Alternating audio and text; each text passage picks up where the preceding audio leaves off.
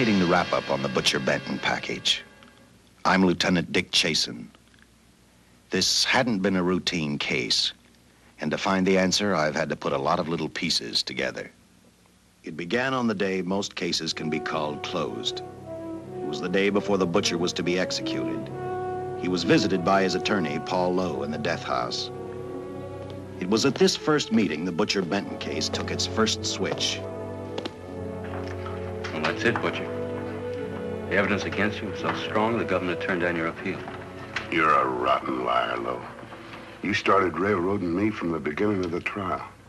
And now you're still trying to throw me curves. Look, I don't blame you for being edgy, but get this straight. I didn't double-cross you. I never worked harder for a client. You mean you never worked harder for a client to get him sentenced? You were a fool, Butcher. If you hadn't tried to double-cross 𝙁𝙗 𝙁𝙁 and 𝙁 𝙁𝙁, they wouldn't have turned state's evidence against you. But you had to get greedy. You wanted to keep the whole $600,000 for yourself. Well, the boys got sore, and I don't blame them. It was all your idea. You planned the whole job. You hired us. When you found out I'd staged the money, you decided it was time for me to die. You got those two crumbs to turn state's evidence on me. You stinking rotten mouthpiece. We both know that isn't true, Butcher. Now, look, what's the sense in not giving me the money? It's not gonna do you any good. Well, I'll have the satisfaction of knowing that none of you three crumbs are gonna spend it. What about Eva? Don't you owe her something? You tell me where the money is, I'll see that she gets your share.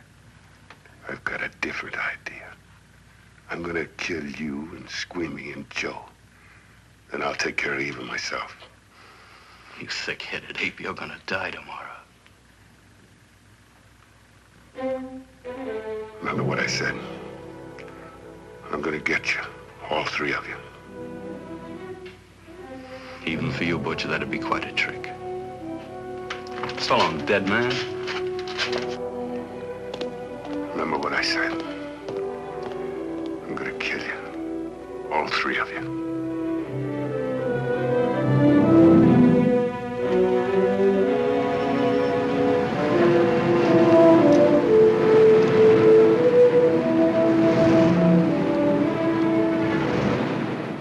Back in Los Angeles, two men sat in a bar room listening to a newscaster tell his headline story. He played up big the butcher's threat to kill Paul Lowe, 𝙁𝙗 𝙁𝙁, and 𝙁 𝙁𝙁 for their having turned state's evidence against him. 𝙁𝙗 𝙁𝙁 didn't seem happy over the butcher's threat. Neither did 𝙁 𝙁𝙁. But they had figured, once a dead man, always a dead man. But this was one time everyone was in for a surprise, including the entire police department.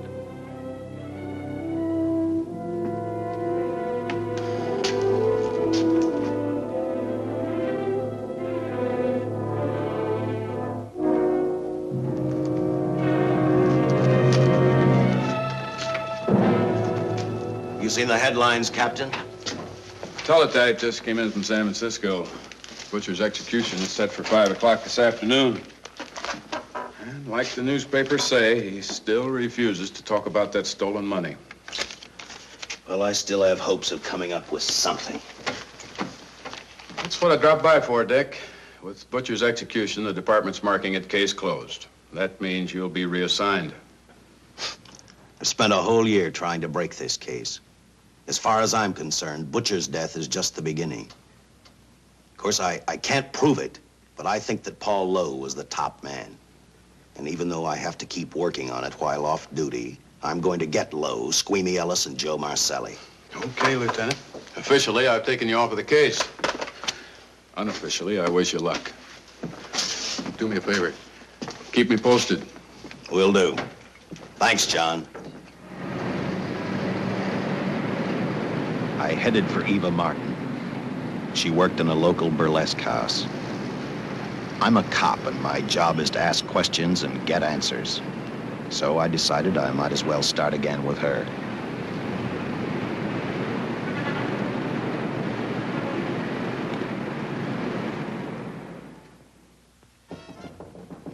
Come in. Oh. What do you want? I'd like to talk to you. Talk? You're a cop, aren't you? That's a good question. I can't even find a 3-ton armored car, let alone the $600,000, and I've been on the case a year. I've told you, and I've told you, and I've told you. I don't know anything about the money. I never did. Benton's gonna be dead in a little while. I thought it might make a difference. I never knew anything about the money. Call me dumb. I didn't even know Charles was in the rackets until the trial. Now, take it easy, kid. You're on, Eva.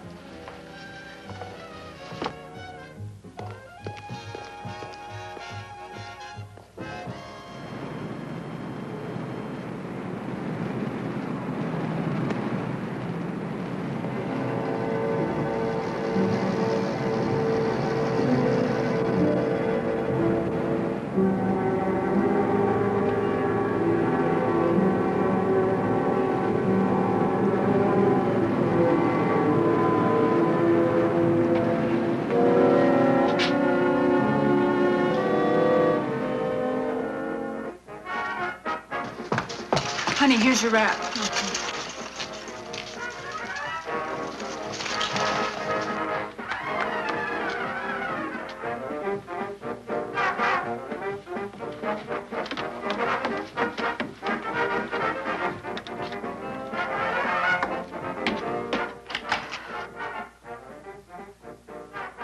A few moments ago, Butcher Benton, without revealing the whereabouts of the $600,000 stolen in the armored car holdup, paid for his crimes against society in the gas chamber at San Quentin. Now for a look at the international scene. Today... Come on, baby. Don't waste tears on Benton. I feel so badly about Charles. If I'd known, maybe I could have done something. How about a drink? We could both use one. An artist can't drink while she's working, Paul. Boy, see.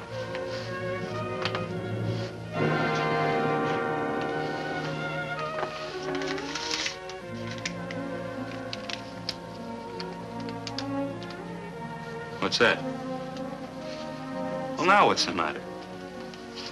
It's a message from Charles. He told me to open it if he died. Finale, Eva. All right. How about a steak after the show? No, thanks. Not tonight, Paul.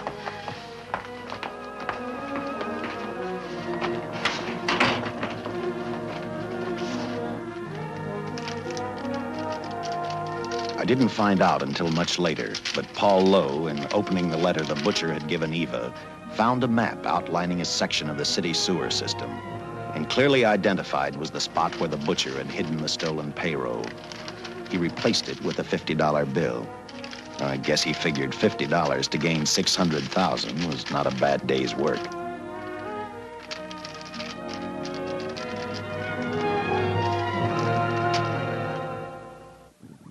And a few hundred miles away in San Francisco, the case took another switch, which turned the next 72 hours into one long, hideous nightmare.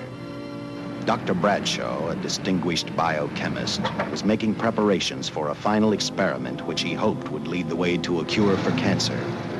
He'd been successful with laboratory animals. The last step called for a human body. And Dr. Bradshaw's assistant quickly made a deal with a local mortuary and returned to the laboratory with the dead body of Butcher Benton.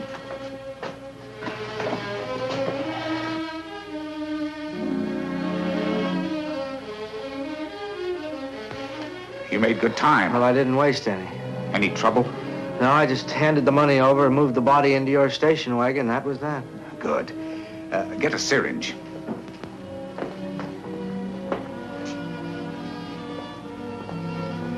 He's in good shape. Well, I hope so. We'll get other blood samples later. We'll run this one through fast. Right. Now wheel him into the machine and then raise him. Right.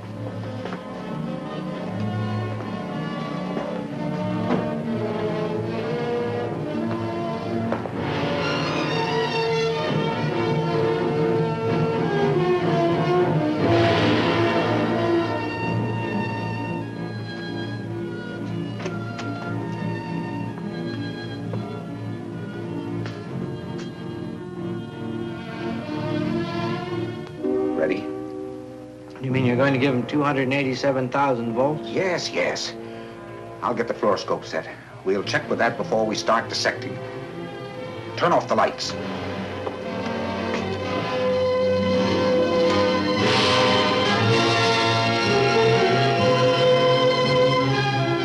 There you are, old boy. If you respond properly and my theory is sound, you'll be more famous dead than alive. Throw the switch.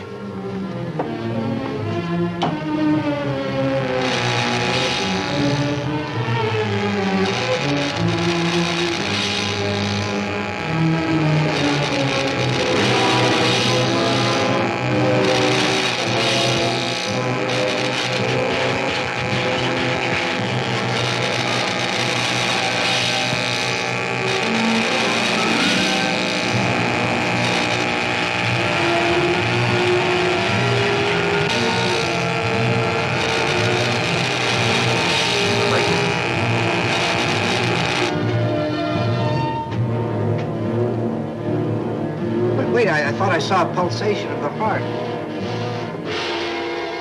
You're right. Dr. Bradshaw is beginning to breathe. You've brought this man back to life. No.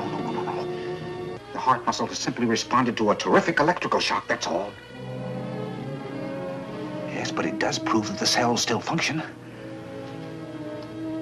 Dr. Bradshaw, he is alive. A shock reaction, it can't last. His cells are multiplying now, if your theory is right. If we could keep that reaction going longer. But it's worth a try.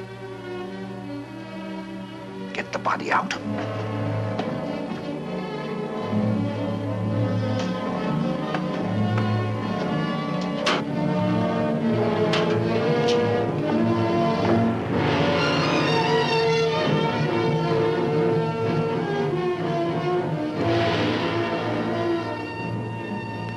Get some adrenaline from the supply room. Some amyl nitrite, too. Hurry, hurry.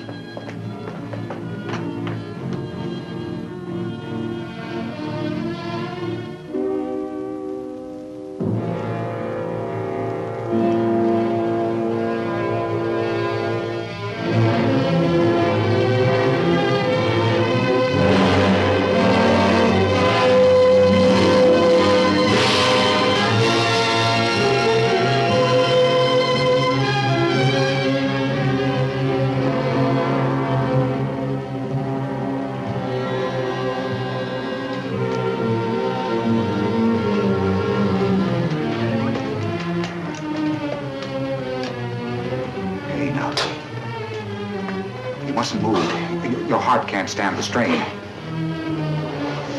Now, you must lie still. Please, please. Easy now. Easy. Easy. You must lie. Easy, please.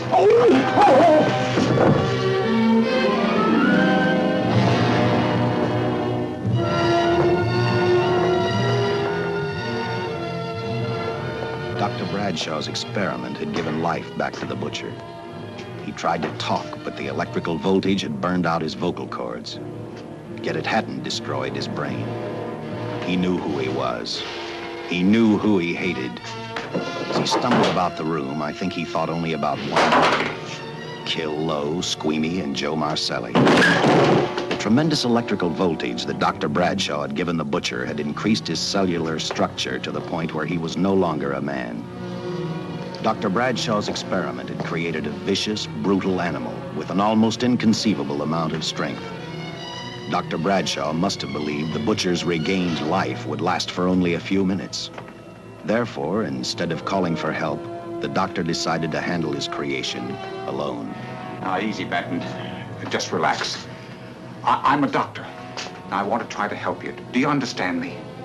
You're in my laboratory. The execution was carried out and you were declared dead. I tried an experiment on you and brought you back to life, although I didn't intend that.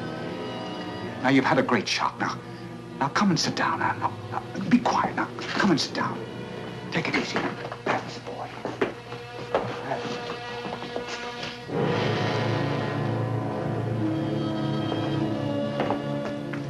Careful. His reactions are violent. How do you explain this? Each cell must have multiplied 100 times, perhaps thousands. His strength is unbelievable. No, it's too late for the amyl nitrite. I want to get some blood samples, make some tests on him, find out what's happened. Get me a syringe.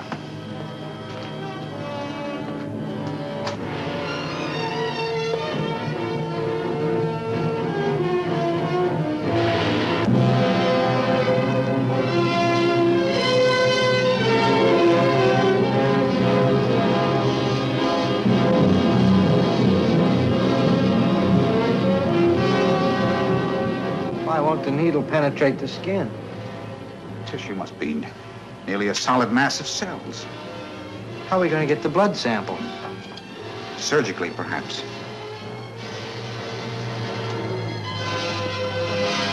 Now, easy, man. Take it easy. You can't leave here now. I'm responsible for your being alive.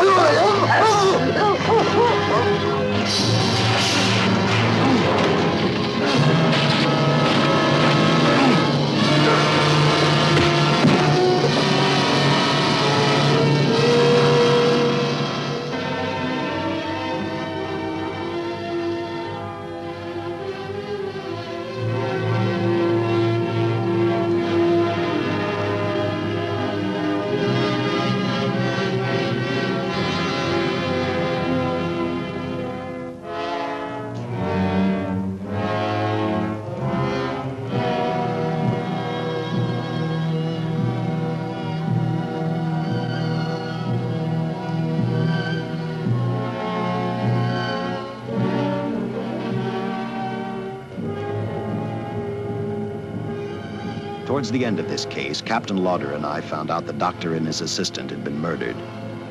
But I'm getting ahead of my story. The butcher didn't know how he had been brought back from the dead, and he didn't care. All he knew, he was alive.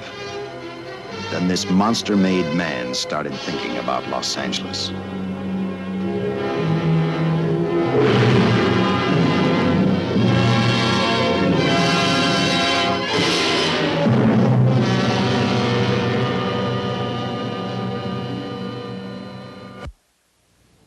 On that very night back in Los Angeles, I decided to stop playing detective for a little while. I went to the burlesque house to ask Eva to have dinner with me. After all, the butcher was dead, and if I got lucky, sooner or later, I figured Paul Lowe would lead me to the stolen payroll. In a way, that possibility made me even feel better. It's not fair to watch the show from backstage. Next time, I'll pay admission. I take it by that remark you like my routine. Yeah, you're pretty good. What I can't figure out, though, is why you stay in a place like this. It shouldn't be hard for someone like you to get a job in a class spot. If you weren't a detective, I'd be willing to bet with a line like that your next remark would be, how about dinner? Well, not exactly dinner, but a hamburger might be a good idea. If you're asking in an official capacity, I can't say no. I'm off duty. For the past 6 months, all I've ever called you is Lieutenant Chasen. Do you have a first name? Uh-huh. Dick. Give me 10 minutes for a quick change, because you just made yourself a date, Lieutenant. I mean, Dick.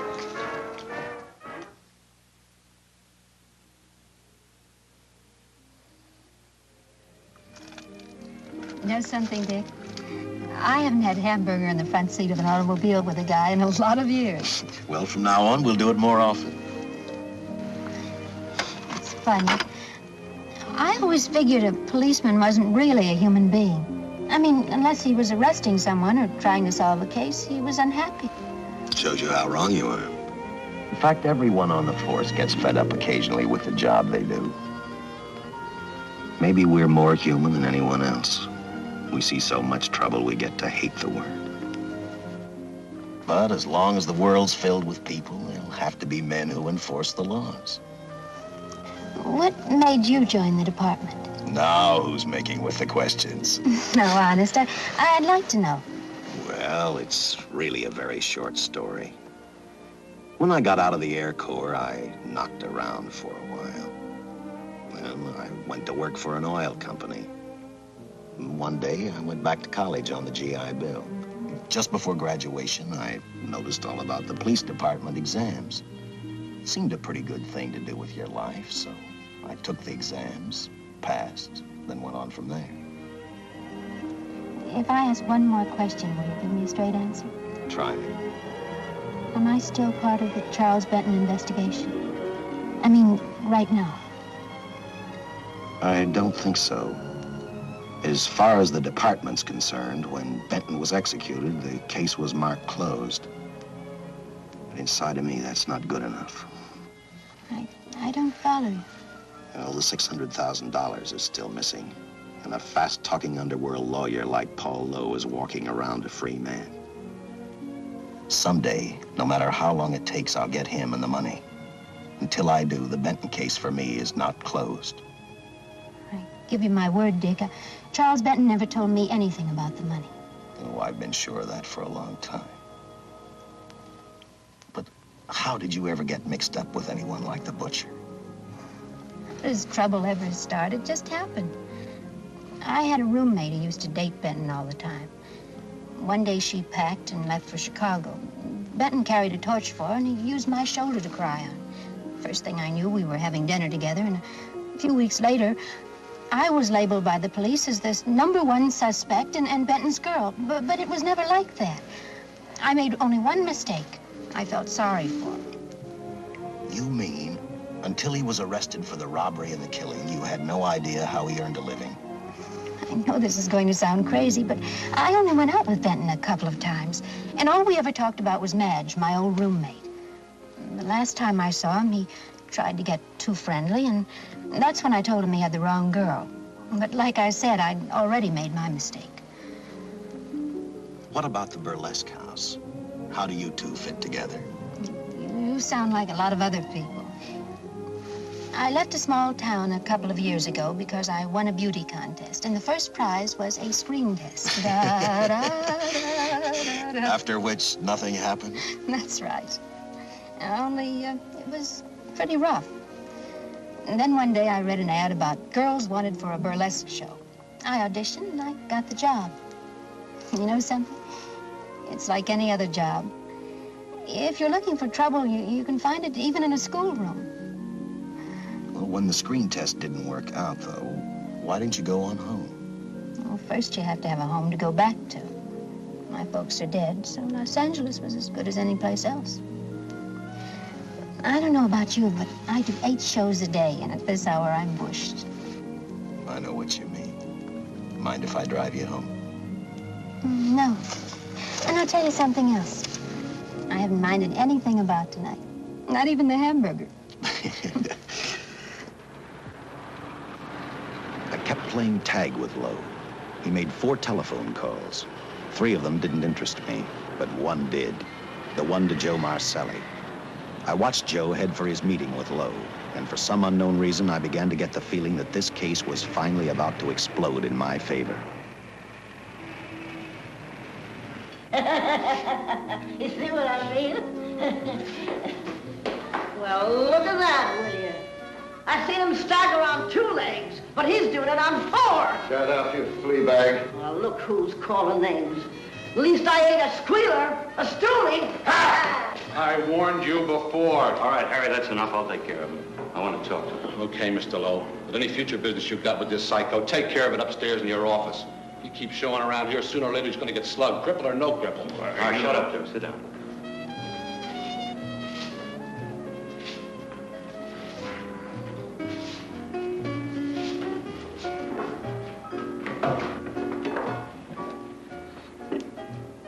I need a shot, bad.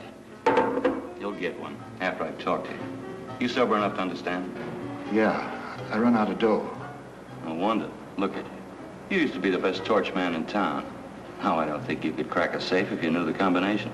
No jobs. Nobody wants me since I turned stakes on Benton. That's your doing. You taught me into All right, it. quit crying.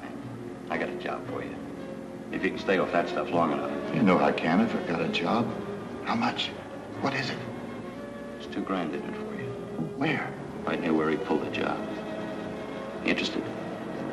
$2 grand ain't much out of 600,000. There'll be other expenses. Besides, that money's plenty of it. Now, you want it or do I get another boy? I'll do it. How soon do you want me to go to work? Set it up for tomorrow night. Call me before noon. I'm going to the races. 1. And that's all. The job's over.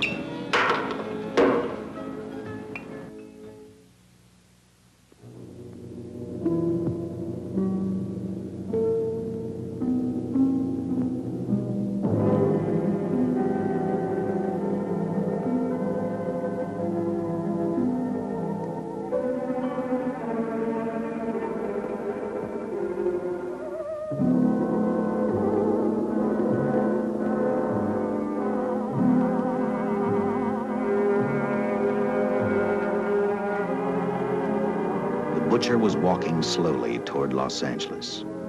He'd traveled through wooded hills to prevent being seen by anyone. Finally, he came to a quiet road. He stopped to get his bearings. And then he saw her, and he saw something else, an automobile. For the butcher, that rang a bell. With a car, he knew by the next afternoon he'd be in Los Angeles in plenty of time to catch up with the 3 men who had double-crossed him.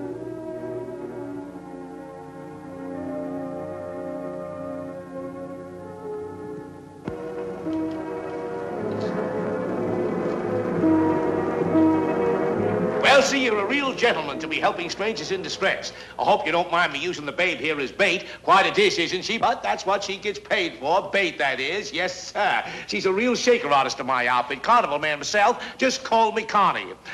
Yeah.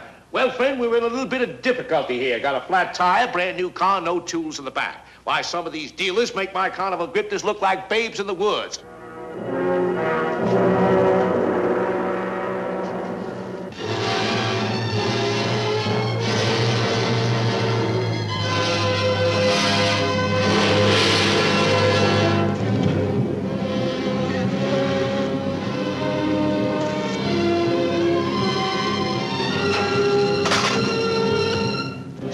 Holy.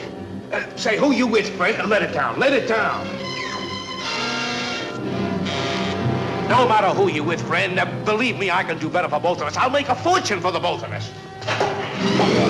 Oh!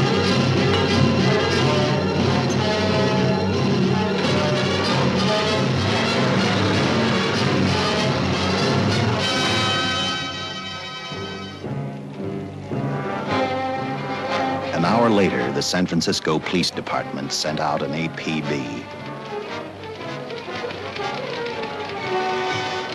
Squads were sent to various parts of the countryside.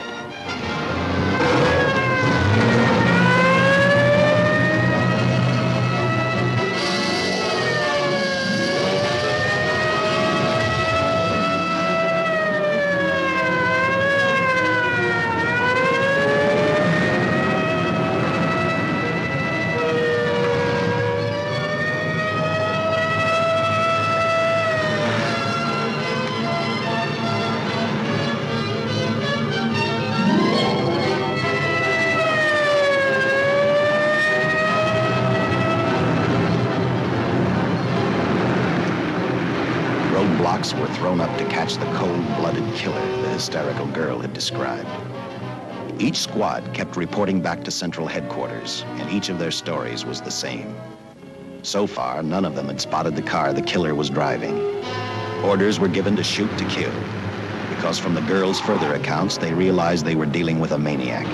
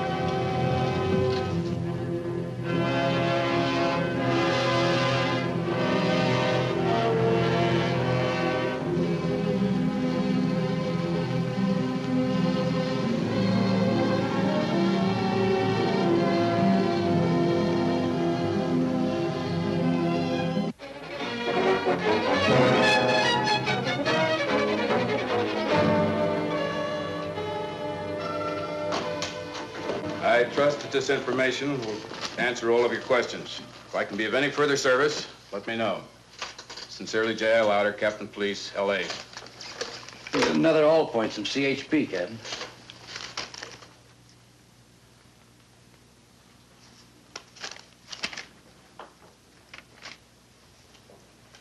These reports sound like they come from a bunch of loonies. You sure do. There it is. Sergeant. Yeah. I want Lieutenant Chasen to look these over as soon as he comes in. All right, Captain.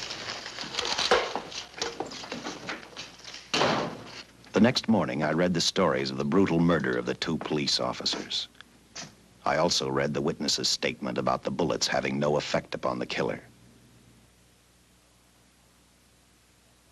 I felt sorry for the witness, and I thought about how easily a person's mind can become confused when suddenly they receive a brutal shock. I didn't believe a man existed who could not be stopped by a slug from a .45. Good morning, Captain. You and the rest of the force are going on 24-hour duty. Seen the headlines? You mean this guy that's running amok up north? Yeah, the latest report, he's killed 2 police officers. Made a getaway in a green coupe heading south. I've got a hunch this killer's gonna be our baby. He could be in town right now. Yeah. You better get started, Lieutenant. Okay. Any new leads on that hold-up money? I think the girl can probably be counted out. If any of the others are wise, they're keeping mighty quiet. Let it ride for now. The whole force is gonna be on the spot until we catch this killer.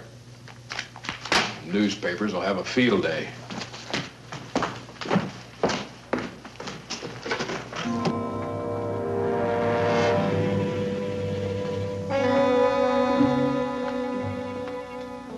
We were wrong about 2 things. The killer was already in our city, and we didn't know he was Butcher Benton. He headed straight for Eva Martin. He went to her dressing room to get back the map he had left in the envelope with her. He wanted first to check his money, then catch up with Lowe and the others.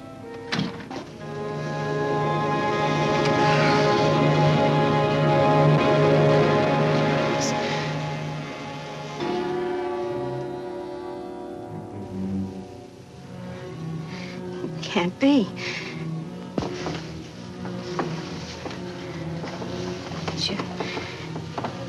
You do look like him.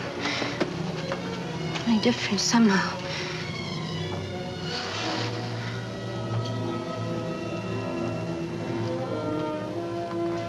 It is you. Why didn't somebody tell me? What's happened, Charles? Those look like bullet holes. Are they?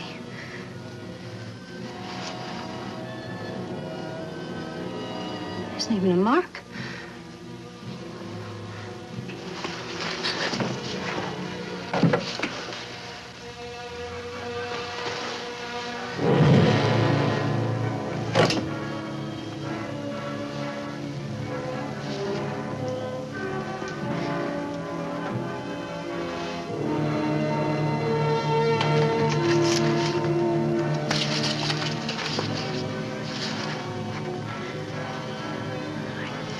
I opened it like you told me, and I found the $50. I didn't know why you left him. Paul didn't know why he was here.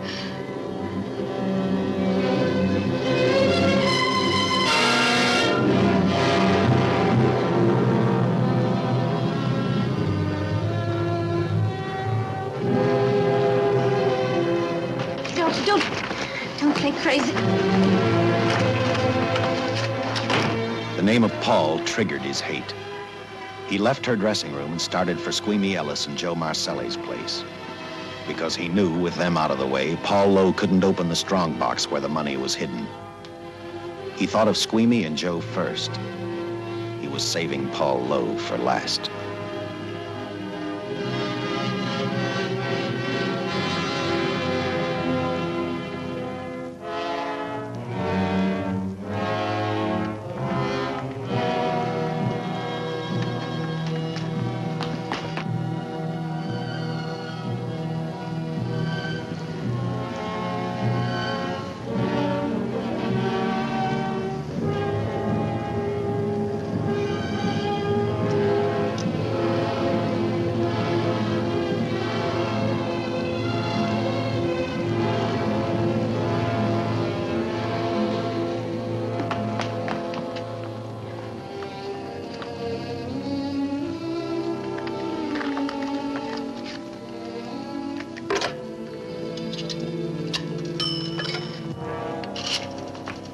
Hey, Eva, can I borrow your eyebrow pencil?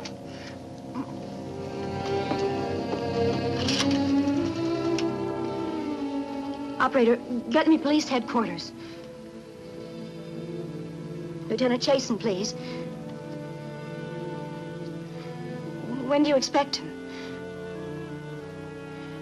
Well, tell him Charles Benton is alive, and even bullets can't stop him. I'm not crazy. Just say a friend of Charles, he'll know.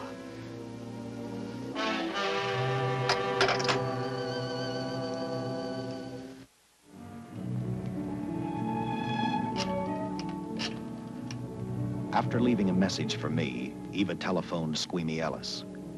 She tried to tell him the butcher was alive and on his way over to kill him.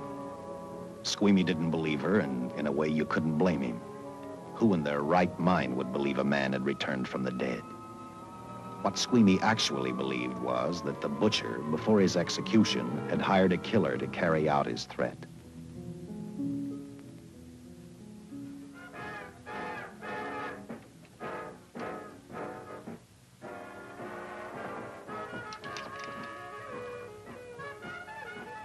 You sick?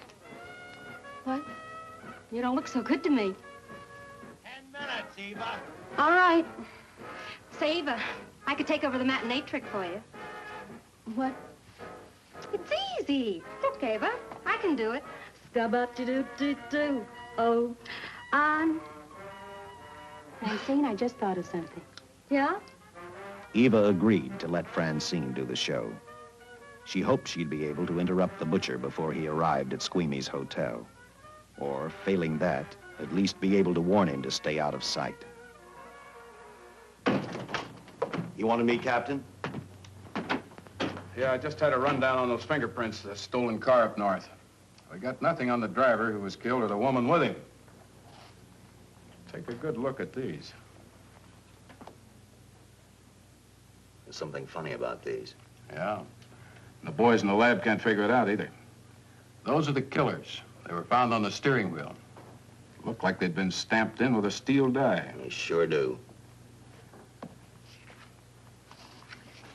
These are Butcher Benton's.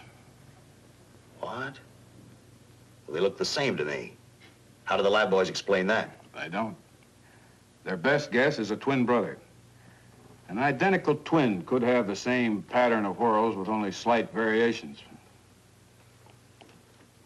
Ever hear of the butcher having a twin brother? No. Even if he did, it wouldn't explain these freak prints. You didn't pick up your message, Lieutenant. Some wacky dame calls you. And she says Charles Benton is alive, and bullets won't stop him. If we buy the twin theory... Who was she? Where'd she see him? Well, she wouldn't leave her name. Sounded kind of hysterical to me. Said she was a friend of the butcher's. Eva Martin. Get over at the Follies and see what that girl knows. Yeah. Some guys have all the luck. I never drew an assignment to the Follies.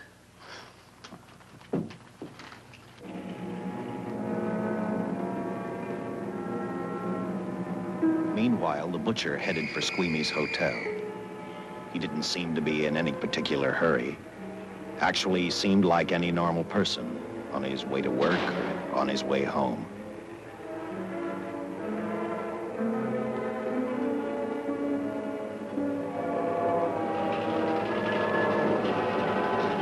He rode up Angel's Flight, arrived at the top, scanned the hotel building, and then noticed the only exit from 𝙤𝙗's apartment, a fire escape.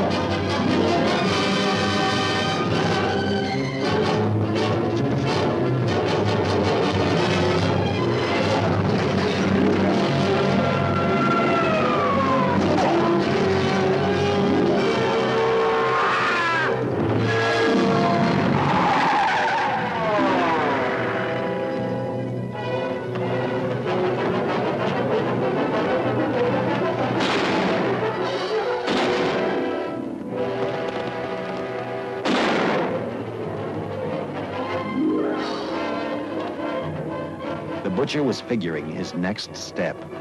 And as he looked at the dead cop, he thought about Paul Lowe, the next man on his list. Seen Joe Marcelli? Not since last night when I told him I didn't want him around here no more. Give me a shot.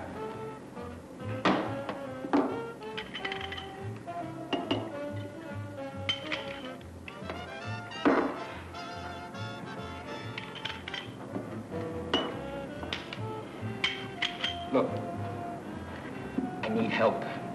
Just found out that Benton's hired a killer to get me. He's after Joe, too. Well, then drink up and get out. I don't want no trouble around my place. You're a real pal. Drink up and get out, I said.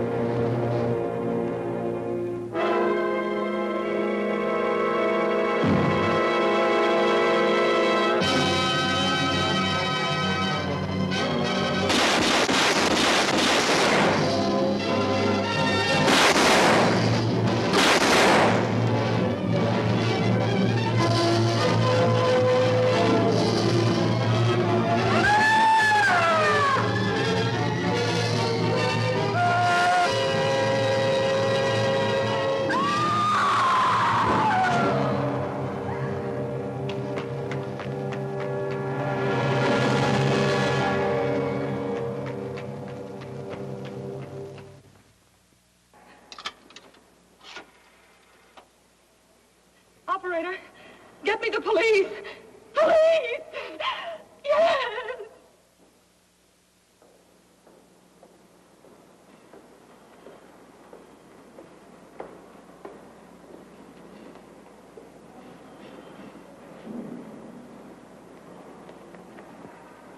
What's happened? A guy named Squeamy got thrown from the 5th floor. He's deader than a mackerel. Customer of mine. You mean Squeamy Ellis? Yeah, that's it. Just Squeamy. No one else was killed. Ain't one enough?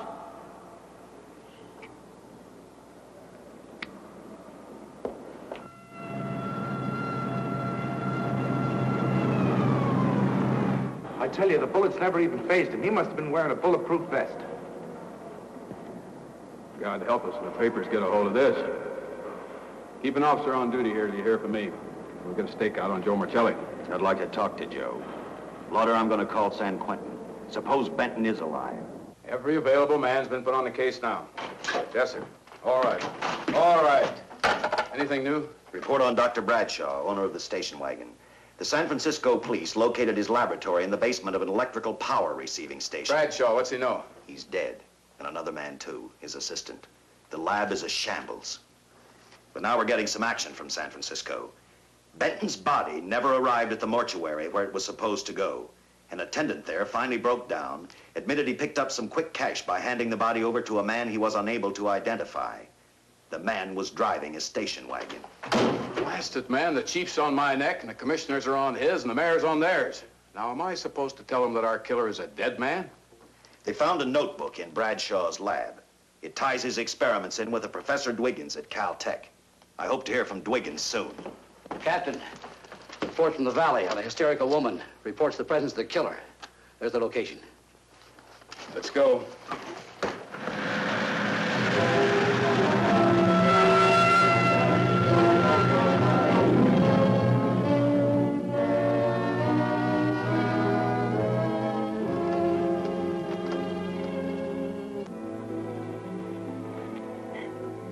You and your boyfriend had a little fight, and he got out of the car to take a walk. You noticed that he walked down toward the sump area in the direction where you'd seen those lights a short while before. What happened then, miss? Please try to tell us. Well, I just sat there a few minutes, I guess. I was pretty mad. Then there was a loud crash, like heavy metal, sort of, from down here. I got out of the car to get a better look. I heard Jimmy cry out something. I couldn't make out the words. Then down here, in a patch of light, was Jimmy. And coming toward him was this man. Big man. Lifted Jimmy up over his head like he didn't weigh a thing. Jimmy screamed. Just once, before he broke Jimmy's back. I heard it snap, not far away.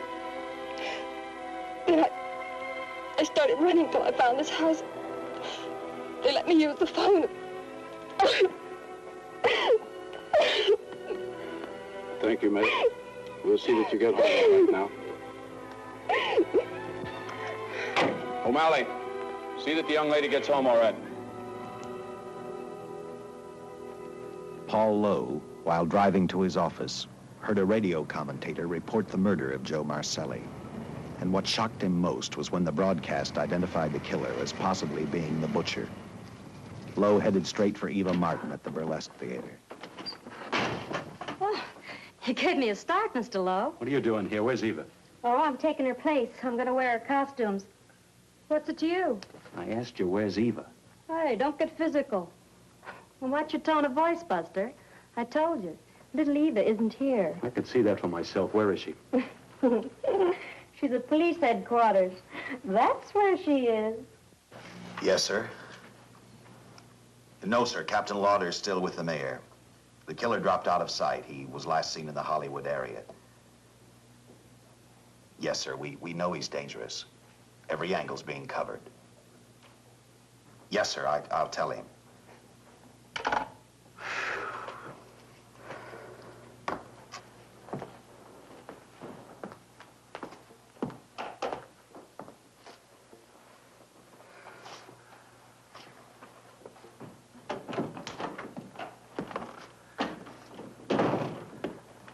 Here, see how these fit.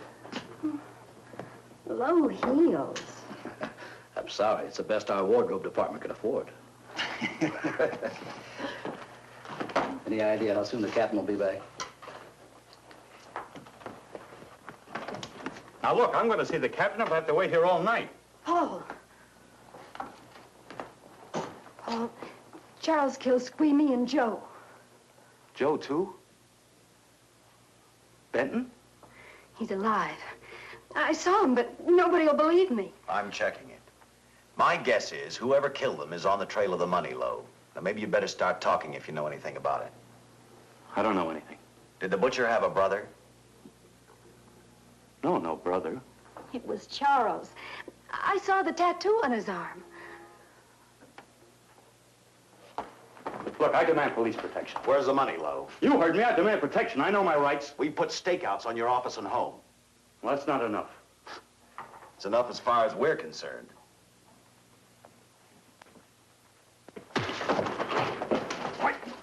Now you gonna book me, Sergeant? Dan, throw away the key.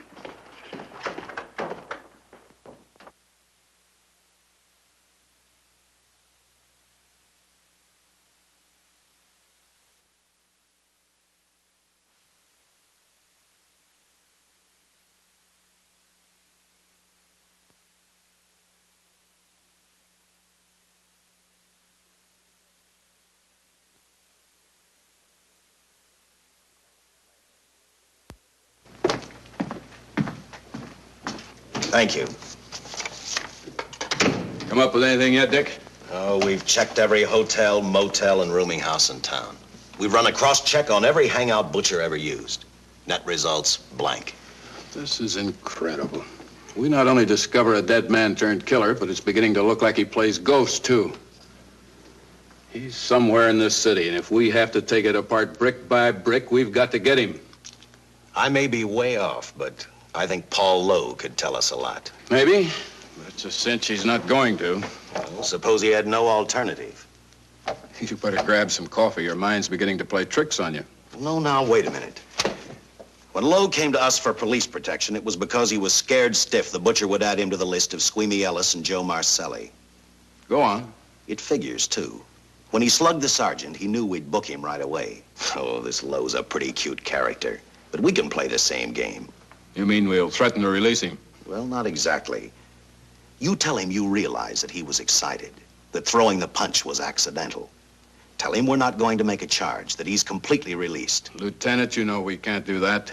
Lowell made his first mistake when he hit the sergeant, and that'll get him a year. As far as the department's concerned, at least it's a small victory.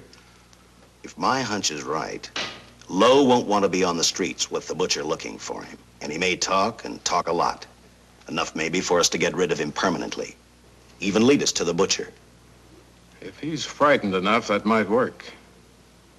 But if it doesn't... No, Dick, I'm not going to release him. I want him out of my way so bad I can taste it, but not bad enough to be responsible for getting him killed. The good thing about that, Captain, is the fact we know it, but Lowe doesn't. Let's give it a try. All right, Lowe. Come on out. I think you'll find everything in there. You're free to go, Mr. Lowell. Wait a minute. Who do you think you're kidding? You arrested me for assaulting an officer. Court, I'll plead guilty. With luck, I might get off with 6 months. For a lawyer, you're forgetting a very important point. If no charge is made, there's no trial. It was a tough day for everyone. We figured your nerves were on edge, and when you threw the punch, you didn't know what you were doing. I've squared everything with the sergeant. It's all over, all forgotten. Yeah? Why'd you bring a stenographer? Simply because I wanted a record of our conversation at the time of your release. Okay, Lowell, let's go. Oh, wait a minute. Once out on those streets and I'm a dead man. You let me go, you'll be responsible for murder. Oh, come off it, Lowe. You're imagining things. You know the Butcher threatened to kill me. You set me free, he'll do it. Well, that's just a risk we'll have to take. But the way I look at it, Mr. Lowell, you'll be okay. Look, Captain, I'll make a deal with you. You keep me here and I'll tell you how to recover the money. Maybe even catch the Butcher. No deals, Lowell. You'd probably tell us anything just to stall for time. Come on, let's get out of here. Now, wait a minute. All right. I'll tell you the truth. Start taking this down. I, Paul Lowe, hired Butcher Benton, 𝙤𝙗 𝙁𝙪, and Joe Marcelli to pull off the armored car holdup. And then Lowe continued with his confession. He told us about finding the map. He showed us the exact location of where the Butcher had hidden the stolen payroll. And he gave us a most important answer. The explanation as to how the Butcher was able to elude detection. His means of escape was the sewer system beneath our city.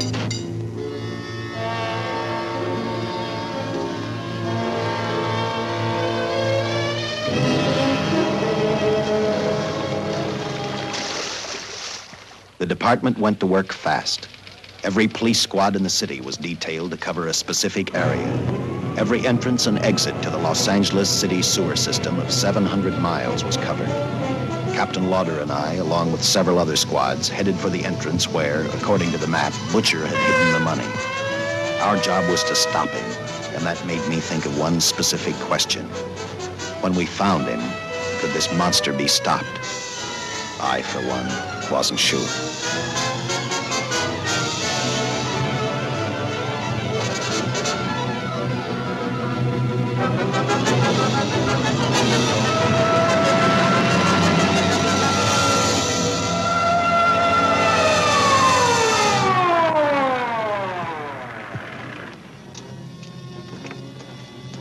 Everything all set, Lieutenant?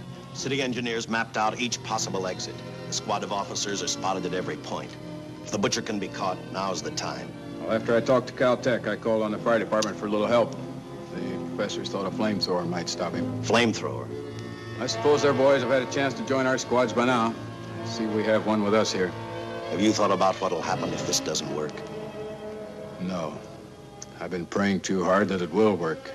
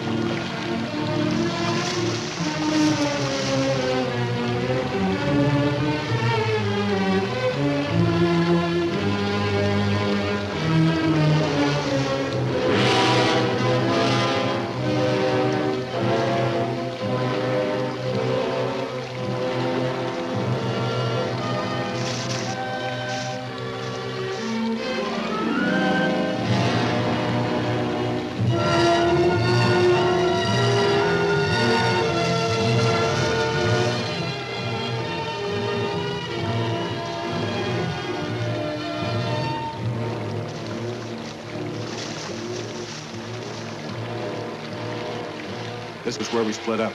I'll go straight ahead.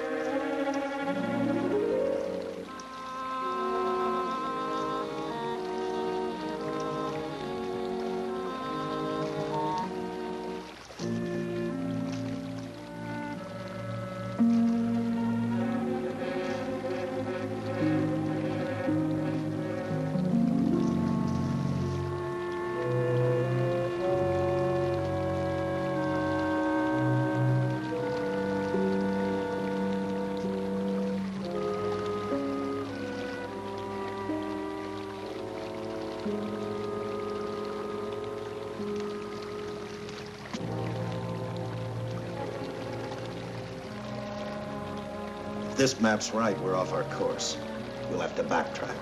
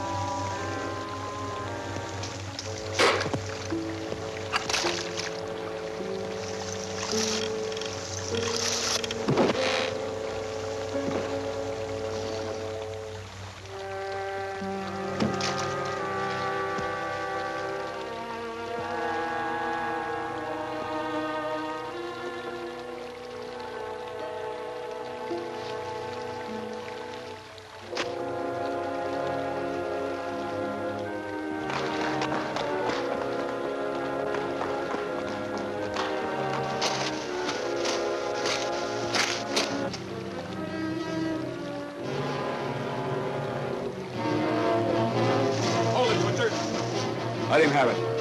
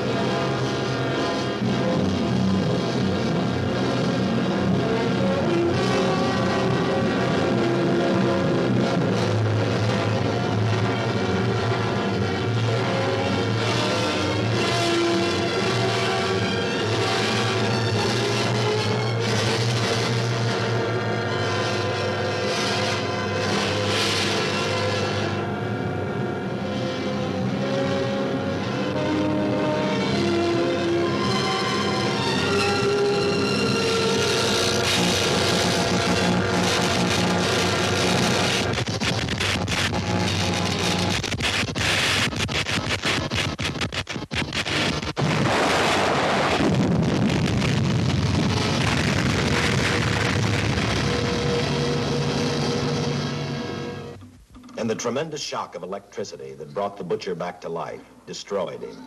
The $600,000 stolen in the armored truck robbery has been recovered. Case closed. Well, here are the scientist's comments for your records.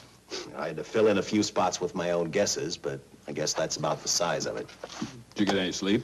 Oh, some. Not much. How's the girl today? Well, I called the hospital about an hour ago. She'd gone. Gone? Where? Well, she told him she was a working girl and that she'd been away from the job too long already. Quite a girl. Yeah. Say, how about that time off I've got coming? 48 hours, beginning right now. With some resting.